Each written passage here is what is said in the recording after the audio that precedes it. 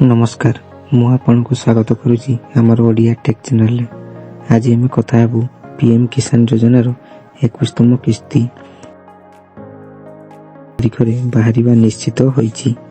हाँ तारीख फिक्स हो गला नवेम्बर 19। एबे आसंतु देखिबा के पाइबे केते टंका केमिति चेक करिवे। पीएम किसान सम्मान निधि योजना कृषक मानक पई एक केंद्र सरकारी योजना जो प्रत्येक योग्य कृषकों को वर्ष को 6000 दिया जाए 3 किस्ती रे। एबे आसुजी 21तम किस्ती 2000।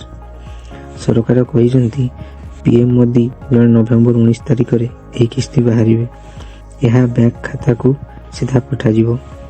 आपण जदि ओडिशार कृषक तेबे आपनको मध्य ए टंका मिलिबो। जदि आपनको ईकेआईसी बैंक लिंक और लैंड रिकॉर्ड वेरिफिकेशन होई सारिची।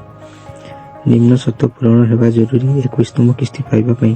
प्रथम नाम पीएम किसान बेनिफिशियरी लिस्ट रे थिबा दरकार।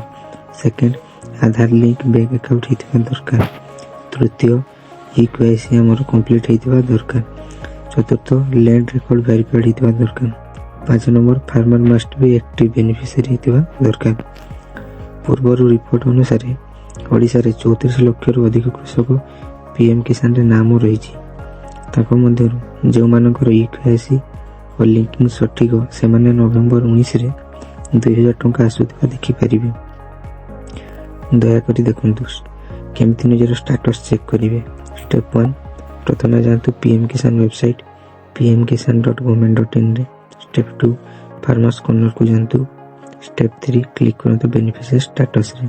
स्टेप 4 आपन को mobile number Aadhaar bank account दियंतु। स्टेप 5 स्टेटस आसी जिवो पेमेंट सेंड हेजी payment under process eKYC pending किबा बैंक एरर। ए पांचटी कारणरू टंका अटकी जाई पारे। प्रथम होजी हमर ईकेआईसी पेंडिंग। तृतीय होजी आधार बैंक लिंक नहीं। थर्ड होजी नेम मिसमैच। चतुर्थ लैंड रिकॉर्ड वेरीफाई नहीं। Bank account inactive. जिला कृषि ऑफिस किबा नियरेस्ट सेंटर को जाइथंतु जादर की प्रॉब्लम गुडा फिक्स हे जिवो। हां पीएम किसान रो 21तम इंस्टॉलमेंट 19 नवेम्बर रिलीज हेबो। समस्त ओडिशा कृषक जंदी योग्य निश्चित भाव रे बैंक अकाउंट रे 2000 पड़ी जिवो। तबे मित्र माने एई थिला पीएम किसान रो 21तम इंस्टॉलमेंट ऊपर फुल अपडेट। आपण तुरंत निज स्टेटस चेक करंतु।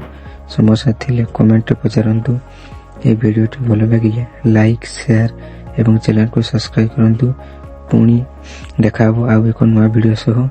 जय जगन्नाथ।